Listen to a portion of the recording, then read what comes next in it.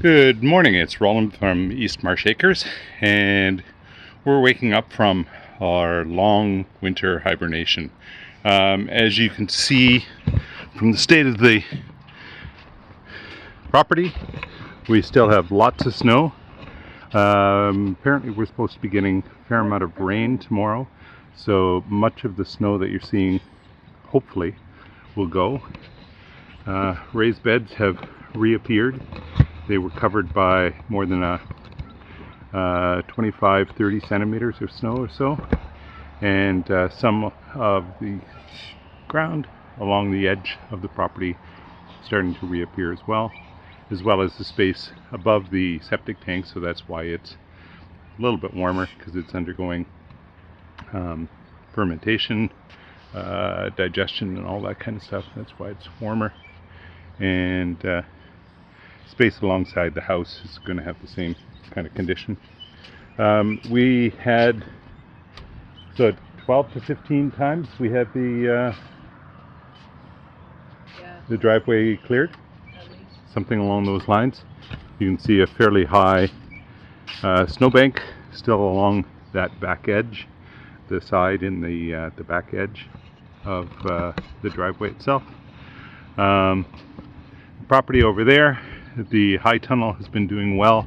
We ended up again with 25 to 30 centimeters of snow in front of the door, so there was quite a pocket that we had to step down into to get the door open to get to the chickens. They're doing well inside there. We lost one chicken to disease over the winter, and the rest, the gardens are still covered, so we're expecting to be able to actually uncover them in another month and a half or so, the end of April, and see what condition that they're in. There's still a pile of snow here. Much of that actually came from the deck.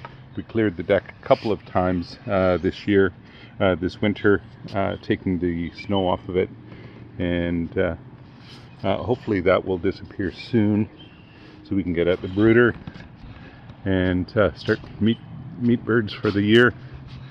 Other than that, I think we're doing okay. We've started to generate electricity again. January was okay for January. I think it beat last year's record in terms of the amount of electricity that we're able to generate in January. I'll give you a full rundown in terms of the electricity, because I want to do an analysis of how close we are in terms of the amount of electricity that we're generating, getting credit for from Ontario Hydro, and the amount of usage that we actually have. Rachel's tiny home is doing well. Had no major problems during the winter, even though it was quite a cold winter. We had lots of nights of minus 20 or so. And we had to fill up her propane tanks every 2 weeks. Yeah. So, that's basically $50 every 2 weeks. So to keep the heat on there. Yeah, so that cost will go down. What I wanted to do is a little bit is just talk about major plans for the year, because we don't have anything much to show at this point in time. So maybe we can just have a little discussion about that for a minute. What do you think? Sure.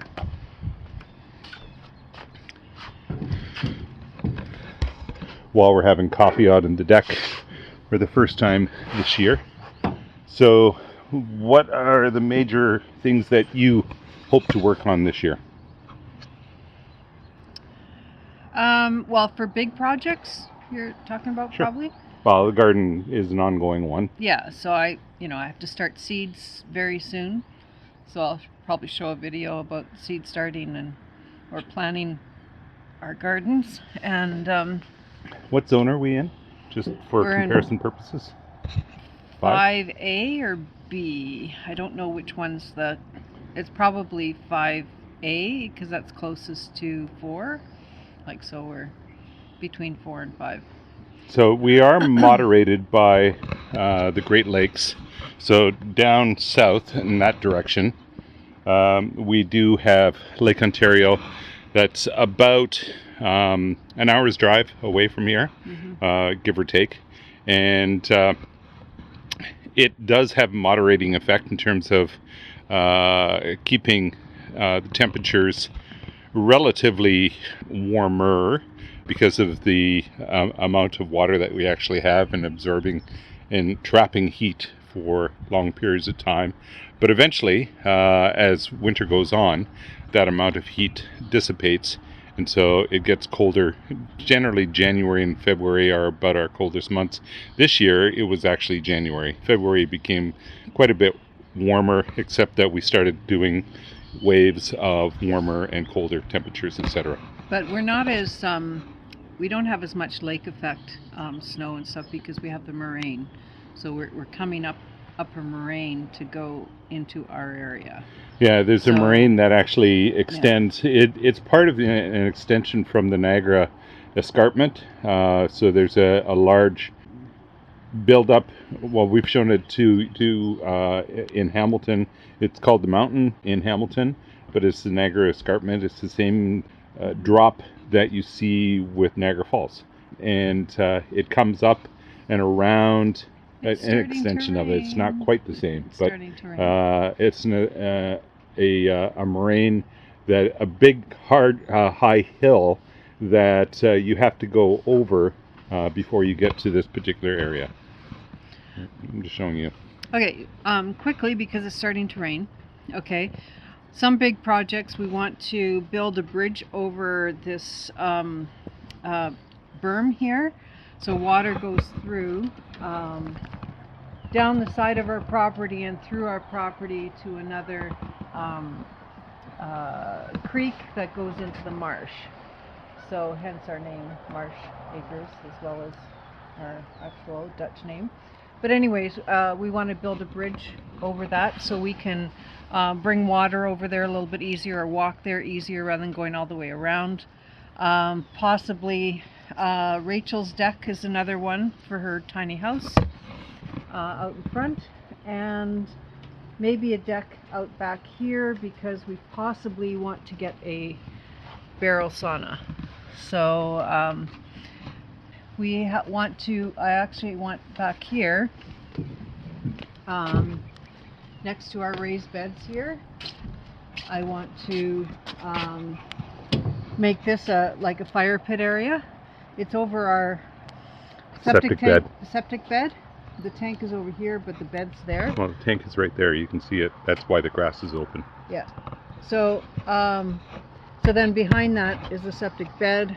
So I'd like to make it like some gardens around there, but also like a stoned area and a fire pit in there. So we have a place for a fire pit. So those are some of the plans that we have for the summer. So that will take us time. We should go in, but also we also have some. A little bit of water's not going to. Yeah, we're not going to melt. No, but yeah, I do have some projects inside. I have to finish painting a little bit of the hallway, the laundry room, and I have to put up live edge shelf in the kitchen and finish painting the what do you call that board? The back wall of the kitchen. Oh, the shiplap? Shiplap. We only did it up halfway, so you can't tell really, but the shiplap before because I did one coat, they put it up, and but they had to put up the fume hood and everything, so I painted up to it as it was in place, but I haven't done the top part. So yeah, so I've got a little bit there to do. So those projects, but for the winter our cars are in the garage, so can't do a lot of carpentry projects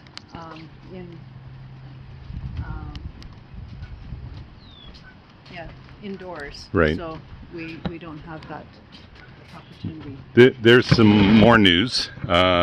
So the reason that the Toyota is sitting out here is that the space inside the garage is now taken up by a new vehicle. So we purchased an EV over the winter, and I'll introduce you to that vehicle so that you have good idea as to what it is and what its capabilities are. We're quite happy with it. It's in a bit of adjustment because EVs work very differently than traditional internal combustion engines or ICE based materials, etc., or vehicles. So we ended up having to get the charger installed. We purchased the charger, get it installed, tied into the electrical system in the house, which will have an effect in terms of the amount of electricity that we're using as well. But I think we have the capacity to be able to actually do that. There's space for Rachel to do that as well if she buys an EV in the next little while. In addition to that, we have a number of maintenance kinds of pieces to do. I don't know if I'll show you them today, but changing out filters on the water. What do you call the what? Yeah, I don't know. Water softener system. It's not the water softener. It's I need to do the water softener too. Okay. And we also need to do the reverse osmosis. So I put I've purchased 2 new filters. Need to install them, replace the old ones, etc. So it's been working well, but this is just regular maintenance. I also need to actually open up the heat exchange heat ventilation recovery, HRV, recovery ventilation unit, and clean out the filters there. So filters on the tab for today. Probably should clean out the filters on mini splits as well, but we haven't used them all that much, so it will be just dust that's actually accumulated on them. We had a long winter, but I think it was fairly comfortable. Again, going back to the electricity piece, we didn't end up turning on any supplementary heat at all. It was very comfortable in here since we actually did the remodeling last year. That is the making sure that all the windows the windows and doors were insulated properly. Making sure that the cavities filled in, etc. So all of that work seems to be very much effective for keeping the house at a constant temperature. The thermometer that we have sitting on top of the speaker here never varied between 19 and 21. Yeah, something. Usually there. Yep. Yeah. Constant, and the only source of heat that we actually have is downstairs in the main slab of the house itself, and that just keeps on chugging along at a constant 21 degrees or so, and it heats up here as well. I think you have that set at 22, I think. No, 21. 21? Okay. Yeah. The one on the right is the setting. Okay. Every once in a while you'll actually see 22 on the left, which is the thermostat. What it is, actually, yeah. Okay. Very, very interesting system. I think it's very effective. Very much passive heat. So it's a different kind of passive heat. And then, of course, the insulation that we have. Oh, the other thing that we need to do is get cellulose blown into the cavity above the ceiling in the garage. And we have to finally do our water reclamation from the... Yeah, I was looking at those and thinking about that. ICB totes to actually take the water out, what comes off the roof, and put them into ICB totes so we can water our plants. So just to save a bit of water, and so we have the totes. We've had them for 3 years, and that has to be done. Yeah. So that means that I have to pick up some cinder blocks so that we can raise it up off the ground, and then do a number of connections to the downspouts, but also to make sure that we have some kind of mechanism to actually let the water out itself. So what are all those 4x4s that we bought? Yeah. Where are they? Well, some of them, but some of them are also for the bridge. Yeah, okay. So the 4x4s go on top of the cinder blocks. So the cinder blocks are going to raise the height. Okay. Anyway, so yeah, lots of plans for this year. And for this year, the interesting thing is that my day job, I finished teaching at the beginning. I've got one course that I'm conducting right now. It finishes on the 31st of March. And then I have marking and all that kind of stuff. I still have administration kinds of pieces to do because I'm the associate dean up until July, I hope. And so then that would mean that for the first time in long time, I'll actually have much of the summer that I do not have any major responsibilities other than supporting grad students, but that's an ongoing piece. I do have a couple of grad students who hope to actually be defending their theses during this spring and summer. But all of that is finished as of July. So, as you're saying, then you'll have more time for these projects. Yeah, exactly. That's the idea. Sure. Anyways, I think that brings you up to date. I'll get this posted as soon as possible so that you know that we're still alive and well, and we're coming out of a long winter hibernation. Yeah. Looking forward to doing a lot of work around the homestead here. Okay. Till the next one. Bye. Bye.